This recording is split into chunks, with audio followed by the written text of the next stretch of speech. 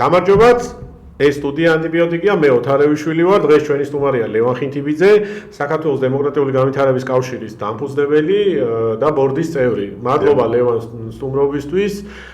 ჩვენი გადაცემის შესახებ მოგეხსენება რაღაცა ეს გადაცემების ციკლი გვაქვს, სადაც გვინდა ვაჩვენოთ ჩვენს მაყურებელს და მოსახლეობას ზოგადად რა საქმეს აკეთებს და აკეთებდა წლების განმავლობაში ქართული არასამთავრობო ორგანიზაციები, როგორ უწყობდა ქვეყნის განვითარებას ხელს, როგორ ეხმარებოდა მოქალაქეებს, ინდივიდებს და ასევე როგორ ეხმარებოდა ადგილობრივ თვითმმართველობას თუ ცენტრალურ ხელისუფლებას, რომ გაეტარებინა ესა თუ ის რეფორმა.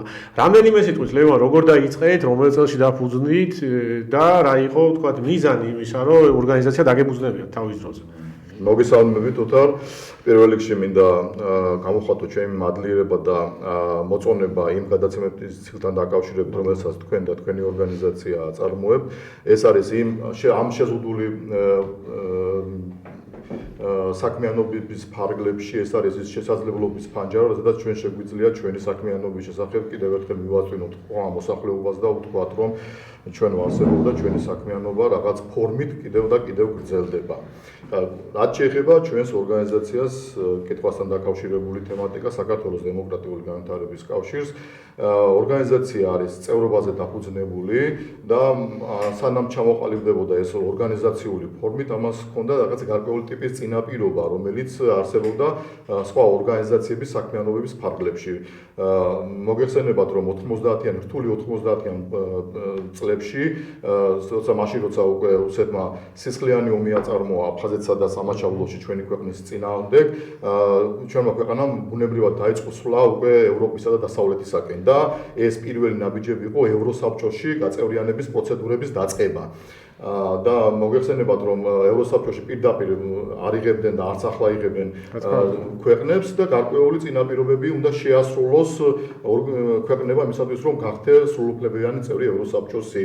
და იმ პერიოდისათვის ერთ-ერთი მნიშვნელოვანი პროცესი იყო ის, რომ ქვეყანაში უნდა შემოტანილიყო ახალი ინსტიტუცია, როგორც არის ადგილობრივი თვითმმართველობა და მასთან დაკავშირებით უნდა ეს ხელისუფლება უნდა ყოფილიყო არჩევითი. მანამდე არ იყო მოგეხსენებათ ეს საკითხი და უკვე როცა საქართველოს აიღო ეს ვალდებულება და 1997 წელს მიიღო ადგილობრივი თვითმმართველობისა და მმართველობის რაღაც ჰიბრიდული კანონი, მაგრამ მაშინ უკვე პირველად შემოვიდა მოგეხსენებათ გახსოვთ ალბათ რომ სოფლის დონეზე თვითმმართველობები იმ პროცესები იყო აიღო ეს ვალდებულება, მიიღო ორგანული კანონი ამასთან დაკავშირებით და 1998 წელს ჩაატარა პირველი თვითმმართველობის არჩევნები და მაშინ დაფუძნდა უკვე თვითმმართველობები და ეს თვითმმართველობებთან დაკავშირებით რაღაც ახალი ხილი იყო, ჭირდებოდა ამ საკითხს კონსულტირება, მხარდაჭერა, გვერდში დგომა, იმიტომ რომ ამ ტიპის გამოცდილება ქვეყანას არ ქონოდა და რაღაცა გარკვეული ტიპის ვაკუუმი ჩნდებოდა ურთიერთობებში და მმართველობის სისტემაში. თავიდანვე ორიენტირებული იყო თვითმმართველობის აი, ზუსტად მივდივართ ამას. ხო, ანუ ზუსტად ის იყო თქვენი ალბათ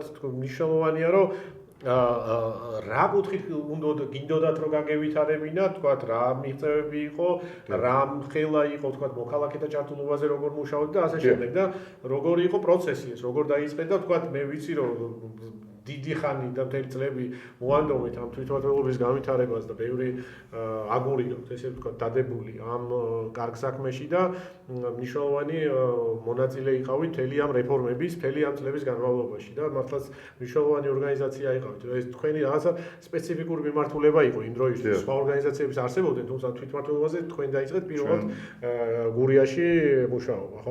დავიწყეთ და ეს იყო ის საფუძველი იმისა, რომ ჩვენმა ორგანიზაციამ და დამფუძნებლებმა დავიწყეთ ამ საკითხთან დაკავშირებით ჯერ უცხოური გამოცდილების მიღება, იქიდან გამომდინარე, რომ რა ტიპის მმართველობითი სისტემა შემოდიოდა.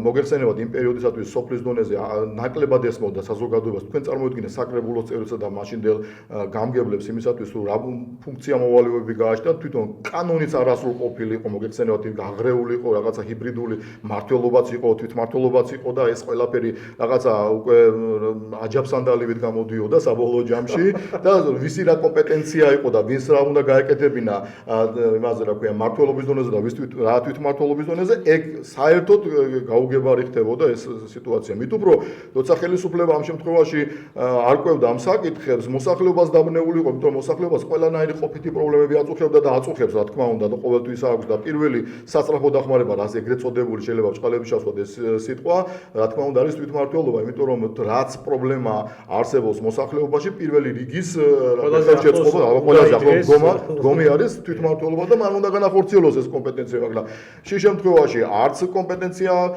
იყო განსაზღვრული და მით უმეტეს კიდე ფინანსური საკითხი მოგეხსენებათ, ბევრი ფინანსურად არ იყო თვითკმარი მაშინელი თვითმმართველობები. უფრო მეცაც გეტყვით ახლა ამ გადასახედიდან რომ უყურებ, აი საერთოდ როგორ არსებობდნენ იგი მიკვირს, იმიტომ რომ წლიური ბიუჯეტი მოგეხსენებათ 200-დან 300 ლარამდე მერყეო და წარმოგიდგენიათ ახლა რა თვითმმართველობა უნდა განხორციელებულიყო იმ პერიოდისათვის. მაგრამ ეს იყო ვალდებულება ეგრეთ წოდებული, მაშინ როგორც აღნიშნე ევროსაბჭოს მიმართ და მაგრამ ფაქტი ის არის რომ უკვე დავიწყეთ ფიქრი როგორ მოძლიერებულიყვნენ თვითმმართველობები ფინანსურად, ცოტა უფრო მეტი პროფესიონალიზმი შემოწანილიყო იმ საჯარო მმართველობაში, რომელიც ხორციელდება თვითმმართველობის ზონაზე და მოსახლეობის გააქტიურება ადგილობრივი პრობლემების გადაწყვეტის პროცესში ჩვენც დავიწყეთ ამ მიმართულებით მუშაობა. ანუ თავარი მიზანი იდეაში თქვენი ის იყო, ერთის ხო რა თქმა უნდა ის რომ ახალი ხილი იმდროინდელი ქვეყნისთვის რაღაცა შეგეჩვიათ თვითონ არჩეული დეპუტატები რომ რაღაცა როგორ უნდა განეხორციელებიათ ეს თვითმმართველობა მეორე მხრივ საზოგადოებას და მოსახლეობას ეხმარებოდით რომ გაეგოთ თვითონ რომ როგორ შეუძლია ხო ეს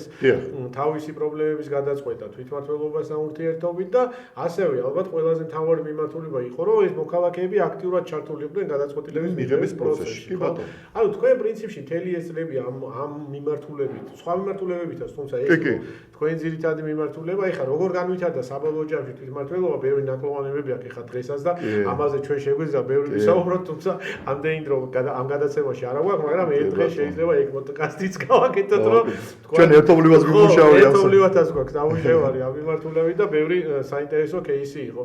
თუმცა მე მინდა ეხლა გამოვყო რამდენიმე თქვათ უფრო აქეთა პერიოდის, მაგალითად მე ვიცი რომ ჩართული იყავით OGP-ში პარტნიორი იყავით უზურგეთის თვითმმართველობის, ეხმარებოდით თქვათ ანტიკორუფციული სტრატეგიის შემუშავებაში და ასე შემდეგ. მოქალაქეთა მონაწილეობის ფორმების დანერგვაში. ასევე მოქალაქეთა მონაწილეობის ფორმების დანერგვაში, ასევე რაღაცა სოციალურ პასუხისმგებლობის ნაწილშიც იყავით და აი სანამ რაღაცა ეს ხელისუფლება საბოლოო ჯამში ფერს იცვლიდა თანამშრომლობით და თქვათ იგივე ნაწილობრივ ვოჩდოგობითაც ახდენდით რაღაცა ცვლილებების შეტანას, ხო?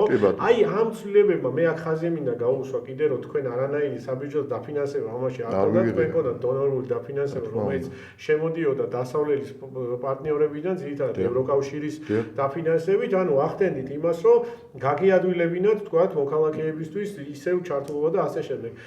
რამდენიმე სიტყვით აი ეს პერიოდი რო გითხრათ, როცა თქვათ აქტიური ესე ვთქვათ ჩართულობა იყო სამოქალაქო სექტორის თვითმმართველობის განვითარებაში, ხო? აი განსაკუთრებულად მაგალითად ალბათ 2014-დან უფრო დაიწყო, ხო? ეგ ამავე თუმცა მე რაღაც პერიოდში ჩაიკეტა ეს ყველაფერი და აი ეს მიღწევები რა იყო მაშინ და დღეს სად ვართ რა? ანუ დღეს სადავართ ზოგადად სამოქალაქო საზოგადოება და სამოქალაქო საზოგადოების ორგანიზაციები და იმ შემთხვევაში თუ ეს გაგრძელდა ეს წნეხი და ეს რაღაცა შეზღუდვა თავისუფალი სიტყვის ამ ქვეყანაში და თავისუფალი ორგანიზაციები შეზღუდვა რა გავლენას მოახდენს ეს თითოეულ მოქალაქეზე. აი თქვენაირი ორგანიზაცია თქვათ და ხვალ აღარ იყოს, რა პრობლემების წინაშე აღმოჩნდება რიგითი მოქალაქე, რომელიც რომელიც სოფელშია, ხა გურიის ან ოზურგეთის. კი ბატონო, ძალიან რა ქვია მრავალფუნქციური კითხვაა, და შევეცდები რომ რა ქვია თანმიმდევრულად რაღაც დოზით გავცე პასუხი ლაკონურად, დავიწყებ ბოლოდან.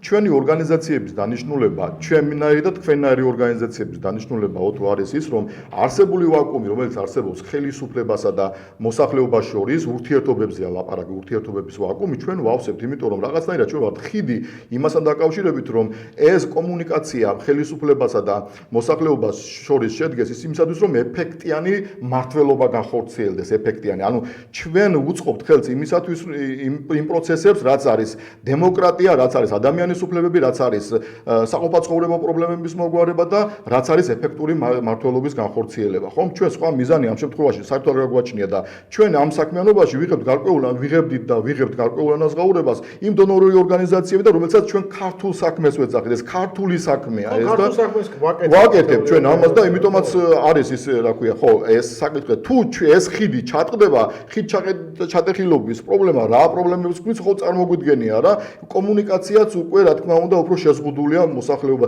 ეხლა ხელისუფლება კი ახდენს აპელირებას იმას დაკავშირებით რომ მათ თვითონ მიდის და მაგრამ ის რაღაც უფრო სხვანაირი ტიპის მმართველობა იქ უფრო არის ჩაკეტილი არსებობს რაღაცა გარკვეული სოციალური ჯგუფები რომლებთანაც წვდომა არ აქვს ხო ხელისუფლების იმას და ყველას ვერ მიდის ხელისუფლება თქვა ასე თვითონ ხელისუფლებაც აღიარებს რომ ყველა სოციალურ ფენასთან ურთიერთობის ფორმები მას ჯერ გამონახული ეფექტურად არ აქვს და ჩვენ ყველა სოციალურ ფენას ვადებთ შესაძლებლობას რომ ის მექანიზმები გამოიყენონ რაც ხელისუფლებასთან ურთიერთობაში მათ სჭირდებათ. ამიტომ ჩვენი არარსებობა ამ შემთხვევაში რეალურ ვაკუუმს ქმნის ამ ურთიერთობებში და საბოლოო ჯამში სად მივყავართ ეს თვითონ მოქალაქეებმა გამოიტანონ ამის დასკვნა და ჩვენ ვამბობთ რომ უკვე ეს პროცესი დაწყებულია იმიტომ რომ ჩვენი საქმიანობების შეზღუდვა სწორედაც ასეთი ტიპის პრობლემებს იწვევს გარდა სხვა პრობლემებისა რომელზედაც ჩვენ შეგვიძლია კიდევ უსასრულოდ საუბარი ხო აი ეს მომენტი რა თქმა უნდა უკვე ფაქტობრივად დაწყებულია სამწუხაროდ ჩვენთვის.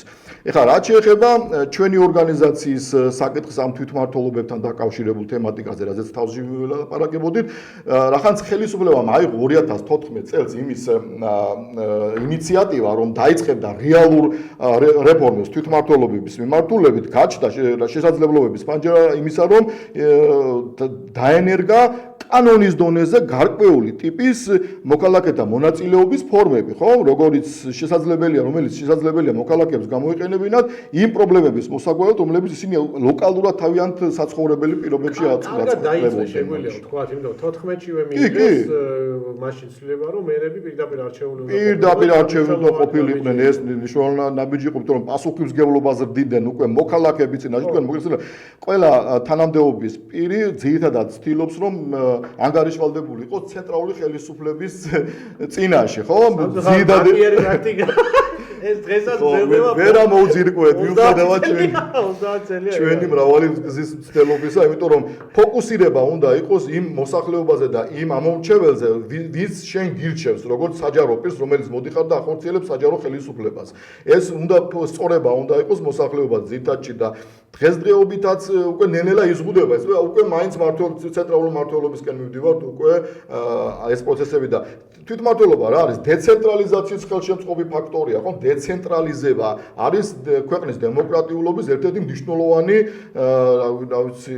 ის კრიტერიუმი რითაც შესაძლებელია ქვეყანა შევაფასოთ ხომ ყველა დემოკრატიულ ქვეყანას გააჩნია თვითმმართველობა რეალური თვითმმართველობებზე რა თქმა უნდა თორემ ეხლა ქახალზე არსებული ახლა არაერთი ჩვენ პრინციპში აი 2014-ში დაიწყეს კარგი ნაბიჯები გადადგეს და 16-ში გააჩერეს ხო თვითმმართველი ქალაქები მათ შორის ოზურგეთში დიახ სტატუსი რო გააუქმეს მიუხედავად იმისა რომ მაშინაც ჰქონდა რაღაცა გარკვეული ტიპის წინააღმდეგობები მაგრამ ქალაქმა რა დონეზე მოიგო იმ პერიოდისათვის ხომ უკვე დავიწყეთ სამეზობლოებისა და იმის დონეზე უკვე პრობლემების მოგვარება პატარ-პატარა უბნები ჩავერთეთ და ეხლა წარმოიდგინე ოთო როგორი სიტუაცია გვაქვს გაამსხვილეს ისევე დააბრუნეს თვითმმართველობები ხო აი ამ აგრეთ წოდებულ დიდ თემში ჩარტეს და ეხლა გვაქვს ჰიბრიდული დასახლებები გვაქვს სოფლის დონეზე დასახლება გვაქვს ეს დაბის დონეზე და გვაქვს ქალაქის დონეზე როგორ შეიძლება ერთ თვითმმართველობებში ასეთი ტიპის დასახლებების შეარსებული პრობლემები ეფექტურად განხორციელდეს რაც არ უნდა ბიუჯეტი იმიტომ რომ იქ მას ძალიან რთული მმართველობა ამ შემთხვევაში და ვერ წდება საჯარო მოხელეთა რაოდენობა იმას რაც მაგალითად ასეთ დიდ მუნიციპალიტეტებში როგორც მაგალითად ოზურგეთია და კომპეტენცია და არც ხო კომპეტენციის პრობლემაზე კიდე ცალკეა მან სალაპარაკო კი ბატონო ხო აი ვერ წდება ხელისუფლება მაგას აღარც ბიუჯეტი ყოფნის მაგას სიტყვაზე ვლაპარაკობ და აღარც ის შესაძლებლობები და ადამიანური რესურსები რომლებიც ასეთი ტიპის მმართველობაში უნდა განხორციელდეს არა და თუ გახსოვს იძახოდნენ რომ გაერთიანებით საბიუჯეტო სამყაროები დაიზოგებოდა და იმ წელსვე უფრო მეტი ხარჯი იყო ხო აი ეს ლაპარაკზე იყო ლაპარაკი ადმინისტრაციის ხარჯებზე ხო დაიხელბასი ბენზინი და ჩვენ იმ ქალაქის დონეზე არსებული საჯარო მოსამსახურეები და თემის დონეზე შეაერთეს მათემატიკურად დააჯამეს. დააჯამეს, როგორ შეიძლება დაზოგილი ოპტიმიზაციაც არ მოხდარა და პირიქით გაიზარდა თანხები ეგ იყო და ეს იყო ალბათ პირველი ნიშანი იმისა, რომ ამ ხელისუფლება რეალურ თვითმმართველობისკენ კი არ დგამდა ნაბიჯებს, უბრალოდ რაღაცა აი თავს იწონებდა რაღაც პერიოდი, თუმცა მერეც გაგრძელდა ეს თავმოწონების პერიოდები, ხო? მაგალითად ძალიან უხაროდათ, რომ ოჯიპის რაღაცა შექებას რო დაისახურებდნენ და რაღაც მერე ოჯიპი ლოკალშიც ჩაერთენ და რაღაცა თავს იწონებდნენ, რომ რაღაცა ღია მმართველობის ფლაგმანები იყო ეს თვითმმართველობა. რეალურად პრინციპში თქვენ ასევე შემფასებელი ხართ, ხო? LSG ინდექსის შემფასებელი ხართ და სხვა შორის ნუ რაღაც პერიოდი წარმატებები ჰქონდა ოზურგეთის მუნიციპალიტეტს. დავიწყოთ, ხო.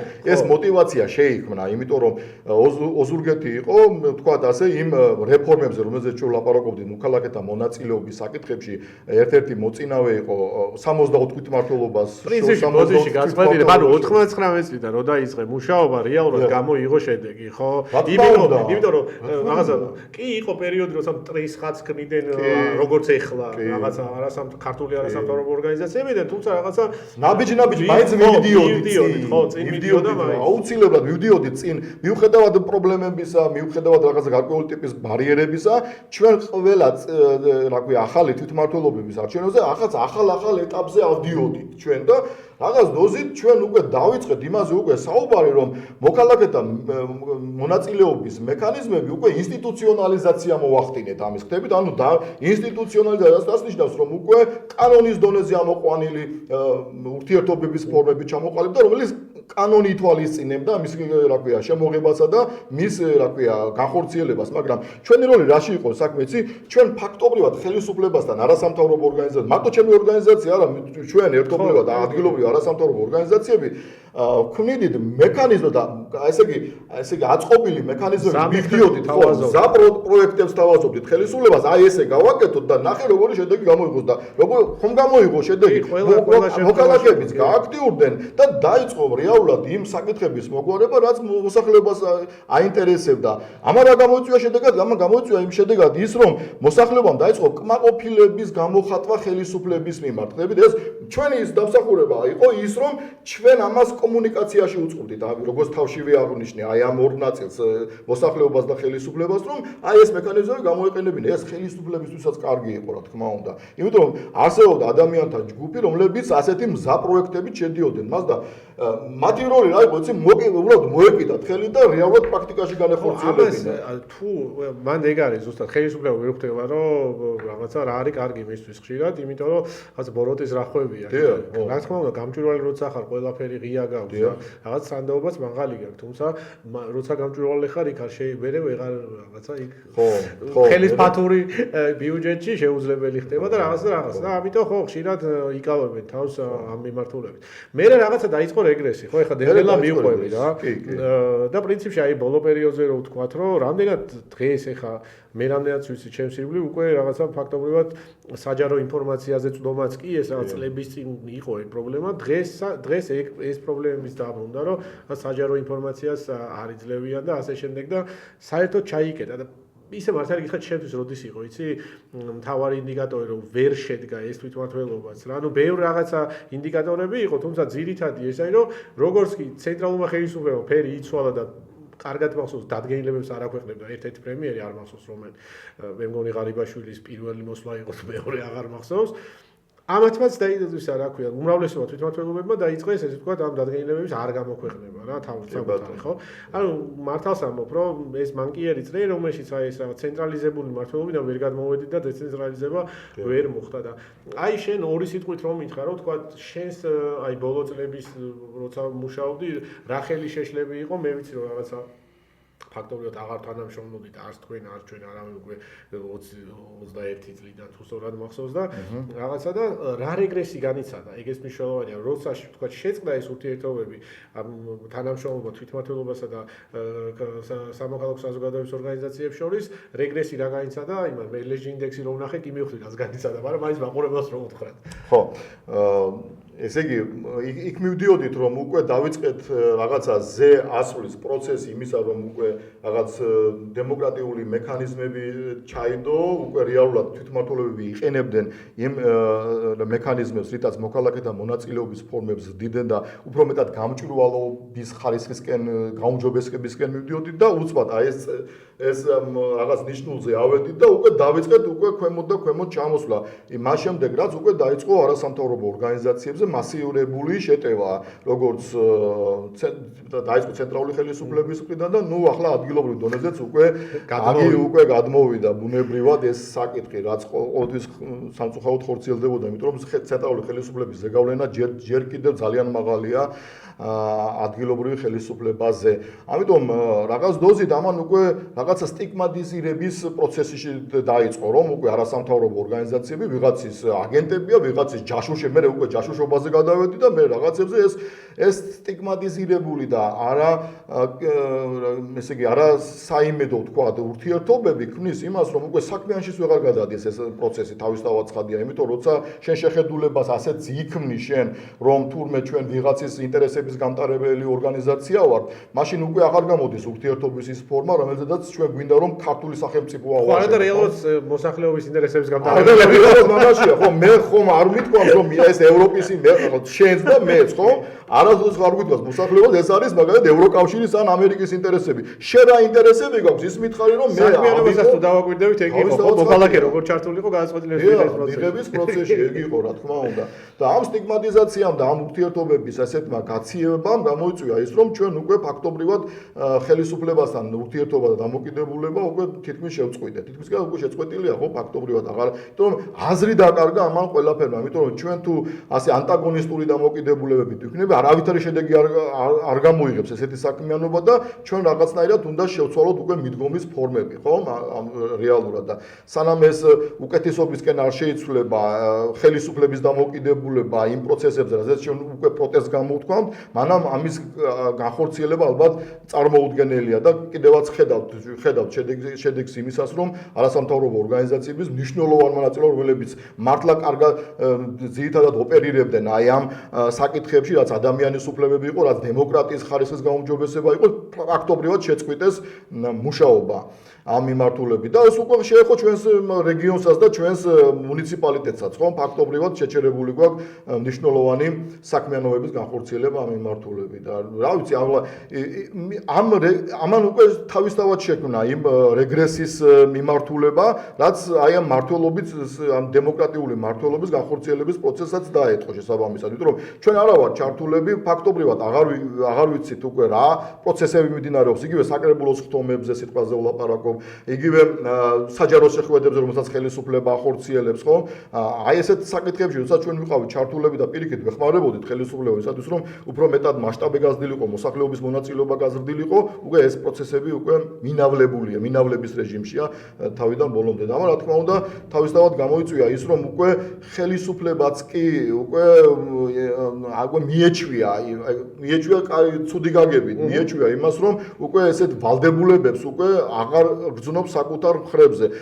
პირადად მე შემემთხვა ის, რომ ბოლო პერიოდისათვის საჯარო ინფორმაციის გამოთხოვაზე ერთი თვე დამჭირდა, მაშინ როცა საათებს ვითვლიდით ოთო, იმისათვის რომ აი როდის მოვიდოდა წერილი ელექტრონულად იყო მოგვარებული ეს საკითხი, გავაგზავნით და არა გვიანდებოდა. მას საათები თუ კი ეს ადვილად ხელმისაწვდომი იყო, უკვე გვიბრუნდებოდა. ეს იყო ძალიან კარგი და იმიტომაც იყო, რომ LSG ინდექსზეც ძალიან მაღალი თამასა ჰქონდა აწეული ოზურგეთის მუნიციპალიტეტს. და ათეულის მიმაღლა გავარდა. მაშინ როცა პირველ ადგილზე იყო 64 მუნიციპალიტეტს შორის და ათეულს მიღმა გავარდა. ზუსტად ეგ არის, ეგ ინდექსი კარგია, ერთის მხრივ კარგი იყო, როცა შემოიტანა თქვენ ჩართული იყავთ, თქვა მაგის დამუშავებაში, რომ კარგი იყო ის, რომ თქვა თვითონ მუნიციპალიტეტი ხედავდა თავის, რა ქვია, პროგრესს, ასევე ხედავდა, რომ როგორ ვითარდება, მოქალაქეებსაც შეეძლო ეს დაენახა. და ასევე კარგი საზომი იყო. დღესაც კარგად ხედავთ, რომ როგორც კი სამოქალაქო საზოგადოების ორგანიზაციები გამოეთიშა პროცესს და ზოგადად როცა თვითმმართველობა სამოქალაქო საზოგადოებას, არა ორგანიზაციებს, საზოგადოებას უკვე აღარ ესაუბრება, კომუნიკაცია აღარ აქვს. ხედავთ შედეგებს, რომ საერთოდ რა ვიცი 10 წელს მიღმა კი არა, მე მგონი 20 წელს მიღმა გავიდნენ. მე ხა თავარი მე 2 წლის უკან ბოდიში 2 წლის უკანდელი გითხარით ორემ რეალურად ეხლა უკვე 10 ახლა არ ვიცი 10 სადა უკვე პულსიც აღარ ესინჯება ბევრს. რეალურად შეჯამებისკენ უნდა წავიდეთ ეხლა და ერთს ვიტყვი რომ აქ ყველაფერი მნიშვნელოვანი და ალბათ დამეთანხმებით ყველაზე მნიშვნელოვანი მომენტი ის არის რომ ყველაფერი ეს რაზეც ვისაუბრეთ და ის რეგრესზე რაზეც ვისაუბრეთ ეს აისახება თვითონ მოქალაქეზე საბოლოო ჯამში. ეს ხო არ არის რაღაც ორგანიზაციაზე ასახვას კი არ პოვებს. რეალურად პოვებს თითოეულ მოქალაქეზე ასახვას იმ სოფელში, რომელსაც თქვა გზა არ აქვს, ადგილობრივი მნიშვნელობის, თქვა წყალი არ აქვს, თქვა რაღაც სასაფლაოა მოუწესრიგებელი, ასე შემდეგ და ეგ არის მნიშვნელოვანი, რომ ჩვენ მოქალაქეებს უნდა უთხრათ, რომ ყველა ეს რაღაცა ჩაკეტვა, სამოქალაქო საზოგადოების გაჩუმება, მედიის გაჩუმება, დაფინანსების წყაროების შეწყვეტა ადგილობრივი მედიისთვის და ონლაინ პლატფორმებისთვის. ეს ყველაფერი მიმართულია იმისთვის, რომ გააჩუმონ თავისუფალი ხმა და თავისუფალი ხმა თუ ჩაქრება, რეალურად ეს პრობლემები, რომელზეც ჩვენ ვსაუბრობთ, თითოეულ ადამიანზე უკვე ასახულია. თუმცა რაღაცა ნაწილში ვცდილობთ, ხო, რაღაც ორგანიზაციები რომ დავიცვათ სხვა ადამიანებს უფლებები. თუმცა თუ აღარ ვიქნებით, ჩვენც აღარ ვიქნებით და რეალურად ვის იქნება რა ქვია. ეს ადამიანები დარჩებიან ბედის ანაბარა. მადლობა ლევან სტუმრობისთვის. ძალიან დიდი თემა არის ეს თვითმმართველობა ზოგადად და ამ პატარა დროში, ხო, ანუ ეს შეგვიძლია რაღაცა კიდე მოგიწვევთ აუცილებლად უკვე თქვა ამ თემის გაგრძელებას უკვე დეტალებში კი ბატონო მოსაზრება სანამ ფინიშზე გავიდოდით. ჩვენ საუბრობთ მხოლოდ და მხოლოდ იმ საკითხზე, რა საკითხის მიმართ ვალდებულება გააჩნია ხელისუფლებას მოსახლეობის წინაშე. ჩვენ თუ კიდე ამ პროცესში ვიყავით მონაწილეები, იმისათვის რომ კომუნიკაცია უფრო ეფექტური ყოფილიყო, რომელიც თავშივე ვთქვით, ჩვენ ამასობაში ფინანსური რესურსებსაც ვიძიებთ, არა? კი. ჩვენ ევროკავშირიდან და ამერიკის USAID-დან მნიშვნელოვან თანხებს ვდებთ იმისათვის, რომ ის პრობლემები მოგვარებულიყო დამატებით იმ საბიუჯეტო თანხებთან ერთად, ჩვენ რესურსებს ვდებთ, რომ მოსახლეობის პრობლემები მოგვარებულიყო. და ეს როგორ არ აისახება ეს ყველა ადამიანის საკითხი, როცა ეს პროცესი გაჩერდება, ჩვენ არ ჩავერთვებით, დასავლეთის თანხები აღარ წამოვა და ეს პროცესი იქნება ანულირებული, შესაბამისად ეს ყველა აი ამ რეგრესის წნეხს ყველა ადამიანი იგრძნობს საკუთარ. ხო, ზუსტად მაგას ვამბობ ხოლმე მე შეჯამებისას, რომ ეგ არის, ანუ რატო არის მნიშვნელოვანი ესეთი ორგანიზაციები? ეს ორგანიზაციები და ჩვენი სტრატეგიული პარტნიორებიდან და იმ ორგანიზაციიდან, რომელშიც წევრობა გვინდა ჩვენ, მოჰქონდა ფული, თანხები, რომ მოხმარებოდა ამ ქვეყანას. აკეთებდა ქართულ საქმეს, ამოდიოდა იქიდან, რომ მოსახლეობა ყოფილიყო კარგად, მოსახლეობა ყოფილიყო ჩართული და მოსახლეობის გაჭირვება მიეტანა, ადგილობრივი იქნებოდა ეს თუ ცენტრალურ ხელისუფლებამდე. ანუ რეალურად არავის დავალებით ეს ორგანიზაციები არ მუშაობდნენ იმისთვის, რომ ეს ქვეყანა განვითარებული იყოს. ყველა ის ორგანიზაცია, რომელიც აქ იყო, რეალურად მაგიტო ყვებით ამ ამბებს და იმიტოა საინტერესო, მთელი ეს წლები, რამდენი წელია 99-დან გასული, ხო? თქვენ ემსახურებოდით იმას, რომ მოქალაქე უფრო კარგად ყოფილიყო და თვითმმართველობას უფრო გამჭვირვალე და კეთილსინდისიერი და უფრო მოქნილი ყოფილიყო და უფრო ადეკვატური ყოფილიყო იმ პრობლემებისადმი, რომელიც მოქალაქეებს აქვს. და ამაში ერთი თეთრი ქართული ფული არ აქვს დახარჯული, პირიქით იქით ახმარდით თვითმმართველობას თქვენს მიერ მოზიდულ თანხებს და ეგ არის მნიშვნელოვანი და ეს არის რომ ეს მინდა რომ მოქალაქეებმა გაიგონ თუ როგორ ხდებოდა ეს პროცესი და რისთვის არსებობდა საერთოდ ეს ორგანიზაციები რა და მადლობა კიდევ ერთხელ, მადლობა რომ აგრძელებ, მართალია შეზღუდულად მაგრამ აგრძელებ არსებობას და აგრძელებ ვთქვათ საქმიანობას, ესე ვთქვათ, იმიტომ რომ ძალიან მნიშვნელოვანია თითოეულ ჩვენთაგანი ვართ სამოქალაქო საზოგადოების წევრი და მნიშვნელოვანია რომ სამოქალაქო საზოგადოება გადარჩეს ამ ქვეყანაში, რახან ხო, იმიტომ რომ თუ არა სამოქალაქო საზოგადოება ეს ნიშნავს პირდაპირ დიქტატურას და ეს ნიშნავს დემოკრატია. რა თქმა უნდა, ესაა დიქტატურა, რაღაცა ერთმართველობა და რაღაცა ელიტარული კლასის მმართველობა, რომელიც 200-300 ადამიანი ცხოვრობს კარგად, ხვის ამათ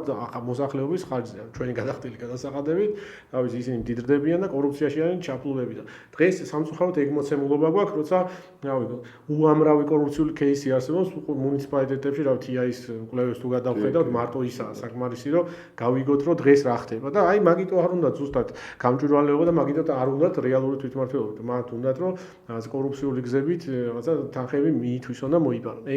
ეს რეალობა გვაქვს სამწუხაროდ. თუმცა ისე პოზიტიურად მინდა დავასრულო ეს ჩვენი საუბარი კიდევ ერთხელ მადლობა და მე მგონია რომ სამოქალაქო საზოგადოება ამ ქვეყანაში შედგა და სამოქალაქო საზოგადოება ამ ქვეყანას გაიყვანს სამშვიდობოს და აუცილებლად მივახცევთ იმას რომ რაც კონსტიტუციაში გვიწერია რომ ჩვენ გავხდეთ ევროკავშირის და ნატოს წევრი ამას აუცილებლად ავასრულებთ. მადლობა კიდევ ერთხელ. მადლობა თქვენ.